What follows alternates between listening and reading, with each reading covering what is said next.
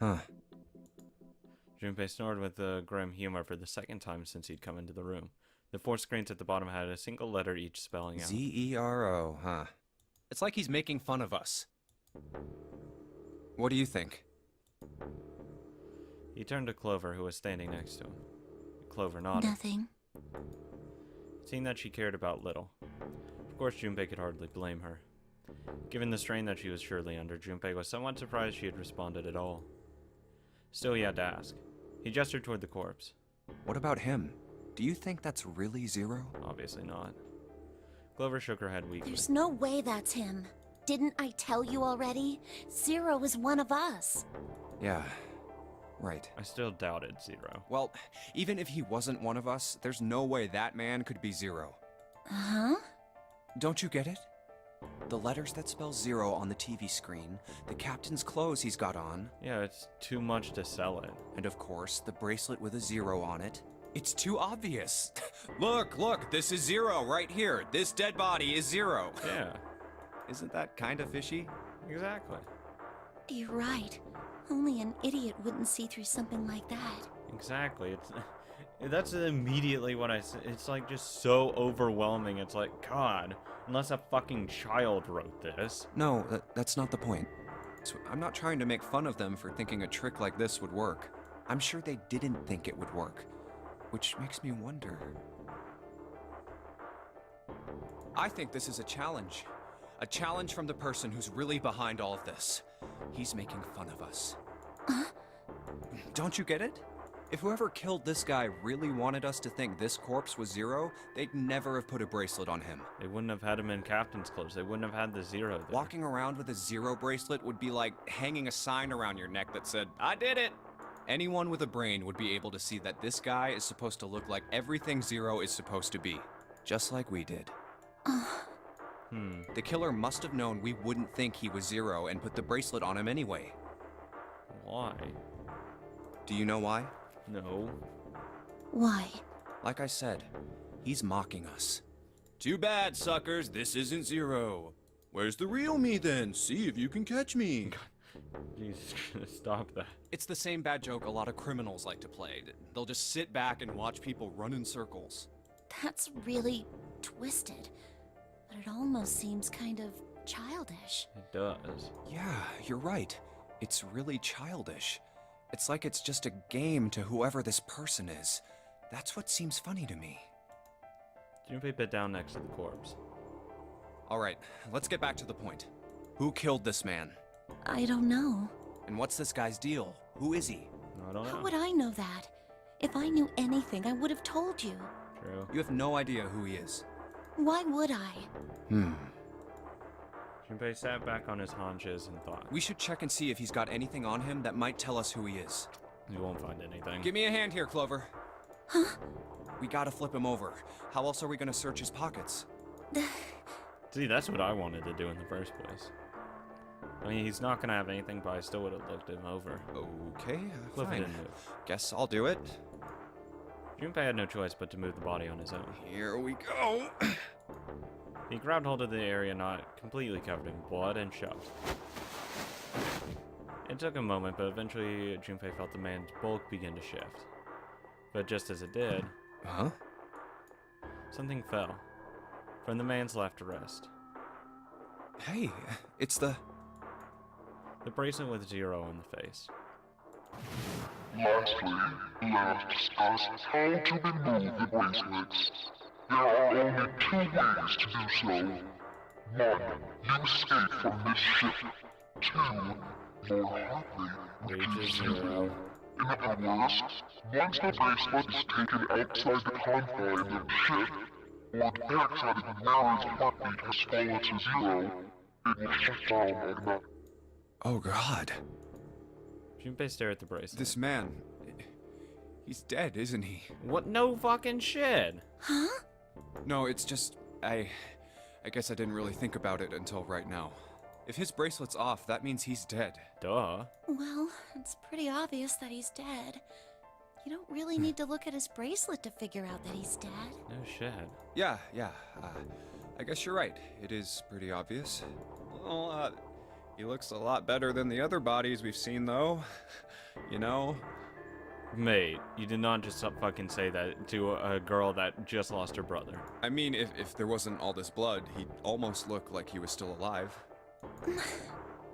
Dude, now's not the time. I mean, I know it's kind of a messed up thing to say, but he kinda has it better, you know? Dude, shut the fuck up! Dying from a bomb going off inside of you, I mean, that's just... Mate, shut up! Shut up! Shut up! Shut up! Some of Snake's bones went right through his skin. Shut up! I think the explosion must have thrown him against a wall or something. Mate, shut up! There was a broken bone just sticking out of his left arm. Oh my god, stop it!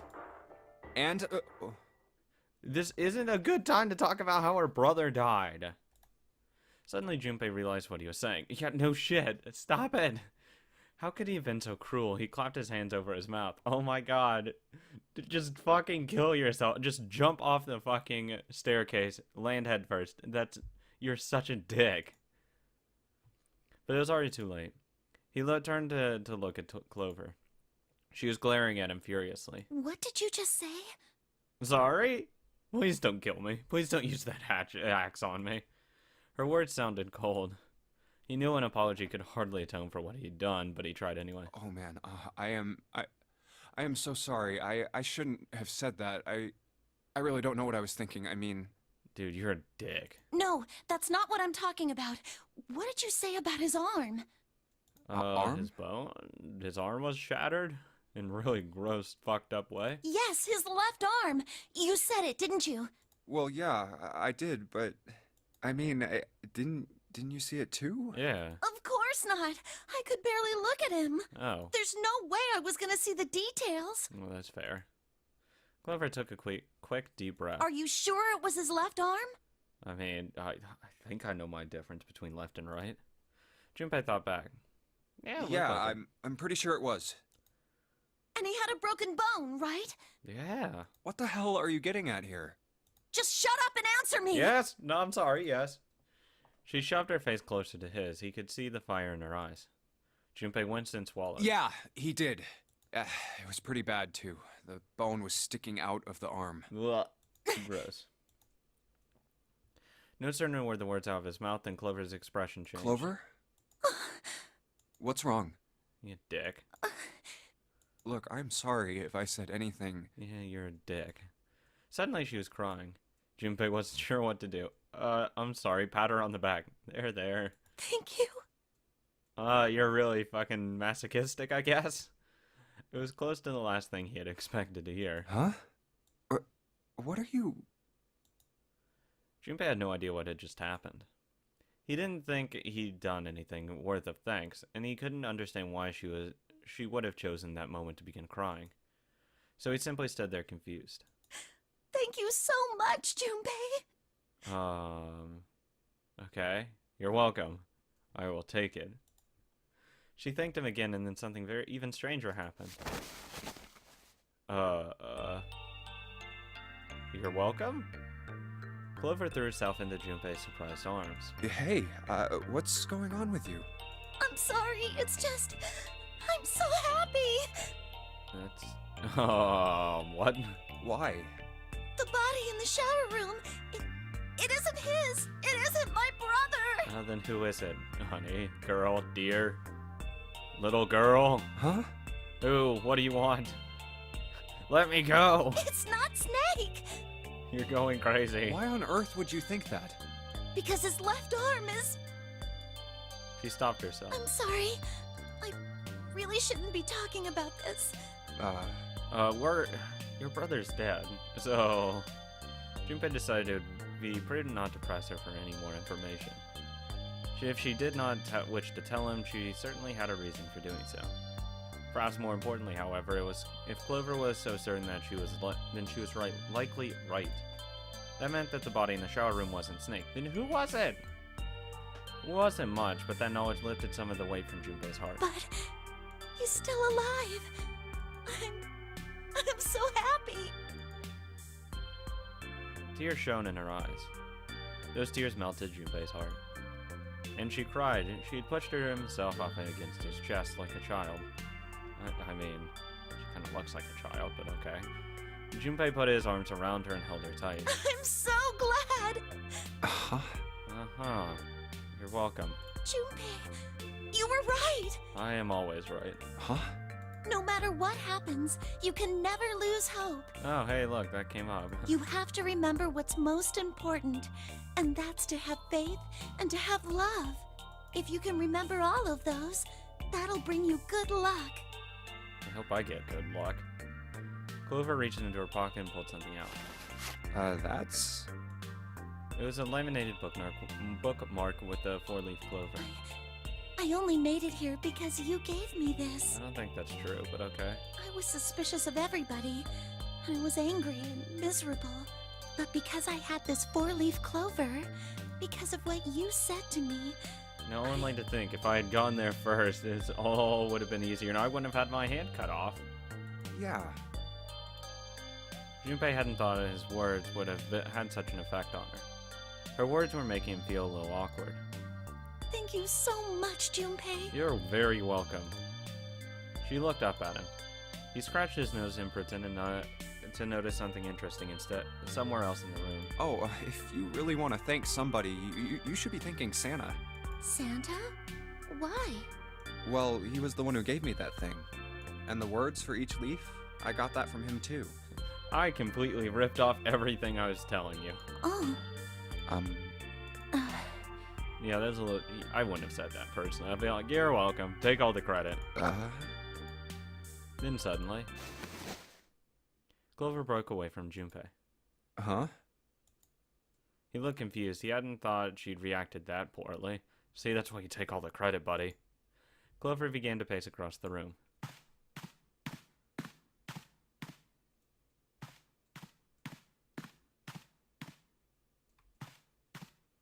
Six steps to the left, 6 steps to the right. Another 6 to the left, and then she stopped. Did Santa really tell you those things? Maybe. Her eyes were serious, but not angry. Yeah, he did. Did I say something wrong? Should have taken all the credit. Oh no, not at all. In fact, this could be really good news. I think. Maybe. You think? Santa knew about the words and the clover. The only people who should know about that are the other subjects. Subjects. Subjects.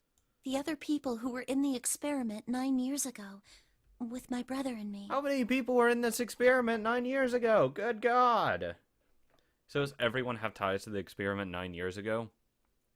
At this rate. Because Santa does. Snake does. Seven does. Lotus does. Clover does.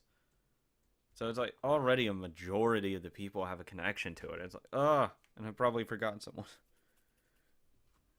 It's like, this is crazy. But he's blind.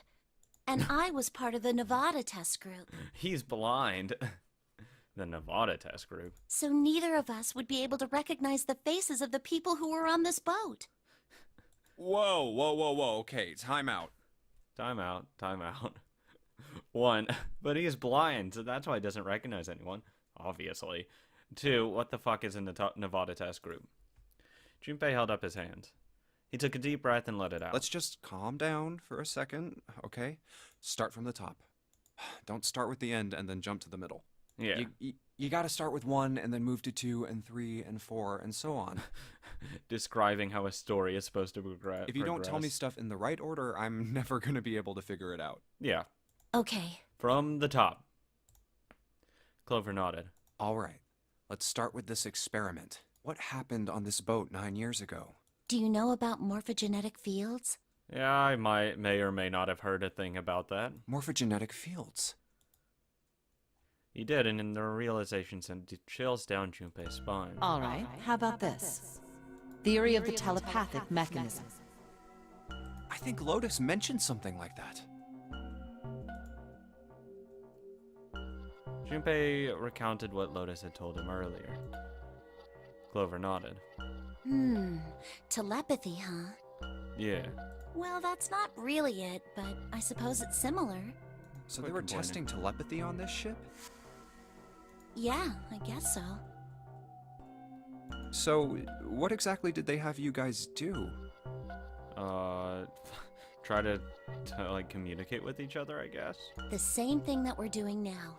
Exactly the same thing. God, how is this testing any kind of psychic powers? What? The Nonary game. 9 people were put on this boat, and 9 others were put in the building in Nevada, and the game started. Oh, let me guess. In the Nevada building, there is different puzzles that corresponded with the puzzles on the boat. I imagine that's how it was. Right. Junpei grabbed the sides of his head. Look, I'm sorry, but I don't get it. What do the Nonary game and some telepathy experiment have to do with each other? Am I missing something here? Probably.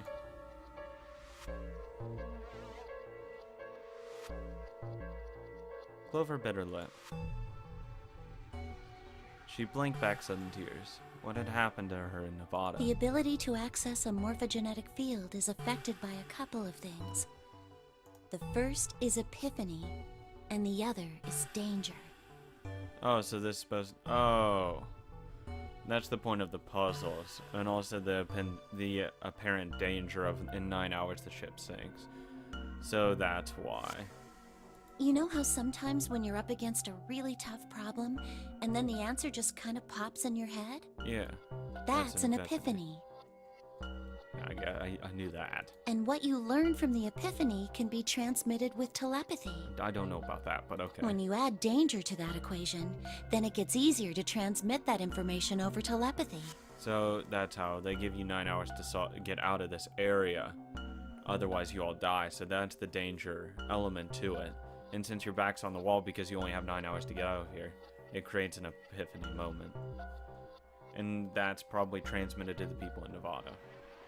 And vice versa. I guarantee that's how it is. So you're saying the Nonary game was supposed to introduce that element of danger? Yeah. Yeah, but it couldn't be just any old danger. It had to be life and death. And someone did actually die. A girl. Ooh. Huh. Junpei felt a sudden grip of despair on his heart. Something deep and distant and powerful squeezed, and for a moment he felt very, very empty and alone. She was on the boat with my brother. I was in Nevada. I never met her, but I did hear her name. Her name was... I swear to God if you don't remember it.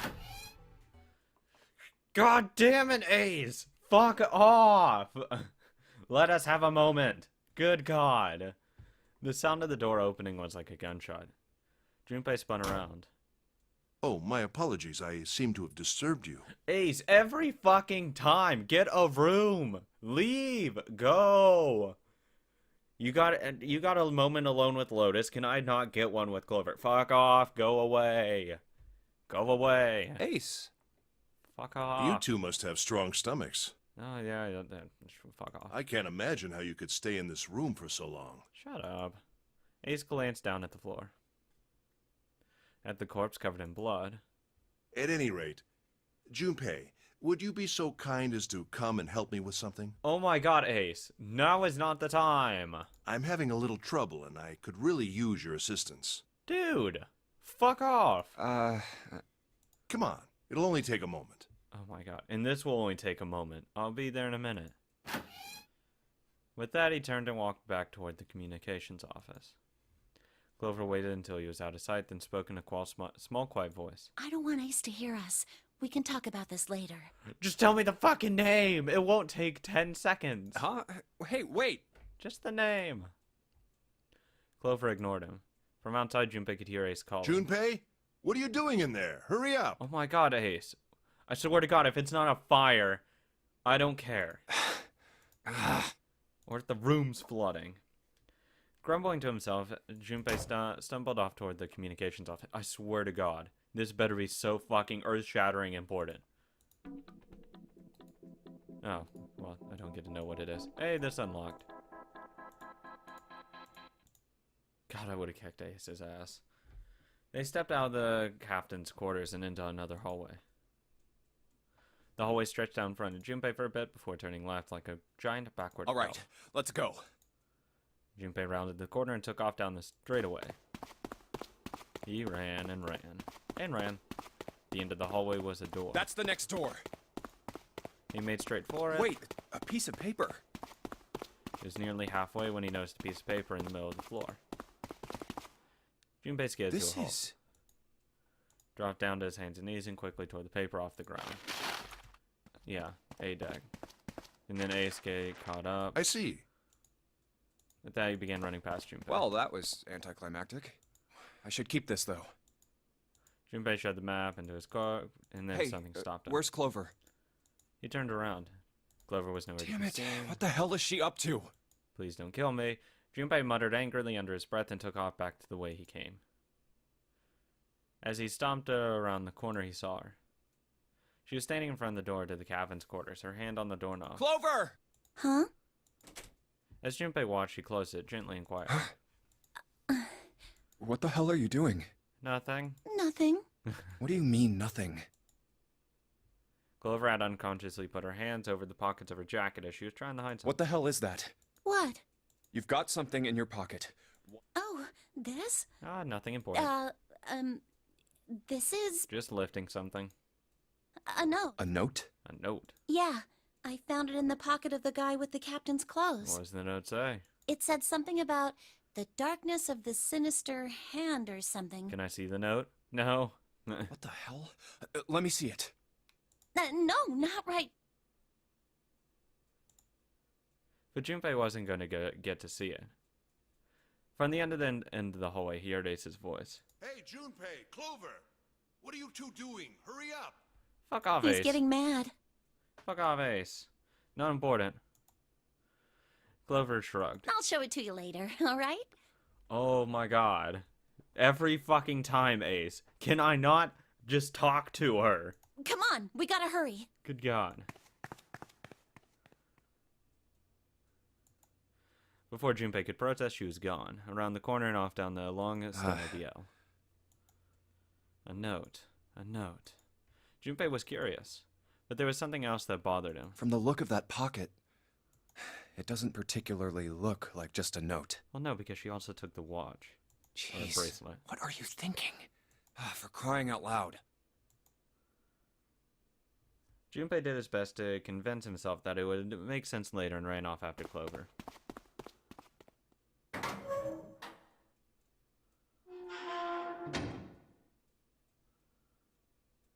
Junpei pushed through the door and found himself in a large room with a large set of stairs. The big stairs. So this is where it ends up. Yep. Just like it says on the map. It was just what he'd expected to see after reading the map. His I see after reading the map himself meant that Ace had probably realized the same thing. Ace, did he head down? Probably. He put his hand on the handrail and leaned over to look down. Oh, there he is. Look, the 4 others are there too. And not just Ace, Sana, Seven, Lotus, and Juno. Really? What? Ace, Sana, Seven, and Lotus as well. Fuck. Let's join them. Junpei and Clover glanced at each other and hurried down the stairs. They reached B-Deck at the same time. Jumpy! Clover! June's face was excited. Something had happened, that much Junpei could tell by simply looking at What's her. up? Given their situation, he was not inclined to be excited about sudden developments. June, however, couldn't contain herself, and we already saw this part. Found the 9 door. Seven turned and jogged down the stairs. All that stuff. Something's bothering me. Only 3 to 5 people can. 7 of us are on our way to door 9. That means That that means best that case 2 scenario. people. Is there a way? Junpei looked over at the clock. 4:30. We've only got 90 minutes left. I've got no time to wonder about it now. Hey, Junpei! June! What the hell are you two doing? Hurry it up! Me and Seven and June are going. Sam's voice jolted Junpei out of his riviera. Let's go, Jumpy! Yeah. June took off Yeah. down the stairs. Junpei already saw all this stuff. Except they actually didn't get to this point. Because they ended up stopping. Clover ended up stopping him saying, "Hey, don't do that." As a group, they piled into the elevator and rode impatiently down to E-Deck because she said, that... what was the exact wording she used? That, oh, you know, we still have time left, and, you know, there's not enough a way for all of us to get out of here. So, you know, suck it up. Let's just look around, see if we can't find another way out. Look familiar. There's a metal grate between two elevators. Seven grabbed hold of it and began to talk. I know I told you I'd explain it earlier, but honestly, there ain't much to explain. After we split off from you guys, the four of us got into the elevator on the left, and that took us to the other side of the grate. After that, Blah, blah, blah. we headed down another hallway. It took us toward the bow, and eventually to the number 6 that you two found earlier. We opened it and kept going. There was another locked door behind it, like usual, but this time we had to complete 2 different areas before we could unlock it. Mm-hmm. Once we were through that door, there was another hallway that went the other direction, toward the stern. So, on your way, you found the elevator. That's right. So, in other words, you kinda did a lap, huh? You came from that side to this side. Yeah. Exactly. With that settled, Junpei looked around. So, where's the number 9 door? Over here. Follow me. Cool. Seven began walking down the hallway that led toward the stern. Junpei and the others broke into a jog to keep up with him. By the way, They had been walking for a while, June in silent step with Junpei, and then she spoke. you know, it's because of Santa that we're all here right now. I'm sure. Huh? That all 7 of us are going to door 9. What? You don't get it? No. Santa, 7, and Lotus. Oh, yeah, they could have laughed. What's their digital route? 9. 9. It's 9. That's right. They could have just left me behind and kept going if they'd wanted to. Me and Seven already brokered out this deal of getting the fuck out of here, but But they together. didn't. Yes, because Santa wouldn't let them. He said we can't leave June and the others behind. That's why we went looking for you guys. And then you got on the elevator and went back to the central staircase. Cool. That's right. Everyone's gonna get out of here from this. Thank God. I found the answer. Well, I wouldn't have called that one. That Santa would be the one to stick up for you. I mean, Junpei felt his brows knit as he considered that. Oh, don't get me wrong. Perhaps June had sensed Junpei's concern. I don't mean that 7 and Lotus said they wanted to leave me behind. We were just talking about it, and Santa objected to it first. Don't worry. Like I said, Seven and I we would have brokered an agreement by that point. is that so? I'd already gone with them to the... Wait, in this time did I... Yeah, I did. Operation room. So yeah, during the operation room, I would have definitely just given him, like, just a, hey, theoretically, if, you know, shit hits the fan, you know, we could, I don't know, take June and you and I. We can just get the fuck out of here. Junpei was about to respond when Seven suddenly stopped. We're here.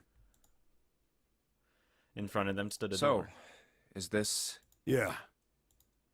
Junpei couldn't see Seven's face, but he could see him There's now. no other place for us to go. Nope. Just look around. There's a big old iron wall at the end of the hallway. The other hallways on the left and right are blocked by metal grates. Mm-hmm. I see. It looked as though Seven was right. The door in front of them was their only choice. All right, let's get moving. Still a lot of unanswered questions, though, so I doubt this is like the actual end. He pulled open the door and walked in. Junpei took a deep breath and followed. Oh, It appeared they'd been telling the truth. no way. The first thing Junpei saw as he entered the room was the number 9. Like all the others, it was a rough thing, made of red paint. The door decorated down the back wall of a rectangular room. Junpei ran up to it. The 9 door.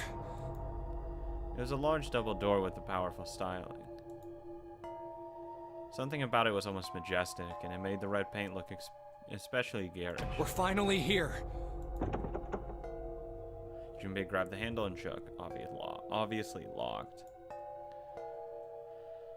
Junpei grabbed the handle and shook, it didn't budge, but then he hadn't really expected it to. The red was bolted to the wall next to the door. It displayed its display read vacant. No doubt about it. This is door 9. Oh, finally! This is the last. Junpei felt a flood of emotions wash over him. He felt a chill down his back and his chest tighten even as the blood began to boil. There was a moment of complete silence. Junpei, Look behind you. He turned around. Behind? What? Junpei could scarcely believe what he saw. Why? A door and a 9. No, so There's that another means one. everyone gets out. Hey, what the hell? What the hell is going on here? His words came slowly, and his brain struggled to understand what he had seen. On shaky legs, he made his way to the second 9. It was a small door set parallel to the door they'd come through, but in the other corner of the room. 9. There was no mistaking the number in it, and if any more proof was needed, a red was bolted to the wall near the door. There's a red there too. That means... 2 ways to get out. And of course it won't open. See what would be really fucked up? If one of the doors actually just leads to your death. Like, that would be really, really fucked up. That's just like this long hallway. You think it's like a bunch of stairs, but it ends up just like having a metal wall, and there's no doors at all through the 9, and you can't go back from where you came. That would be so fucked up. God, that would be something I would try to pull. Like, if I'm just a crazy killer guy, yeah, sure, why not? Why not fuck with him a bit? Give him 2 options of escape, but one of them isn't really an escape. He grabbed the handle and shook the door, not because he expected it to open, but because he had to make sure it was real.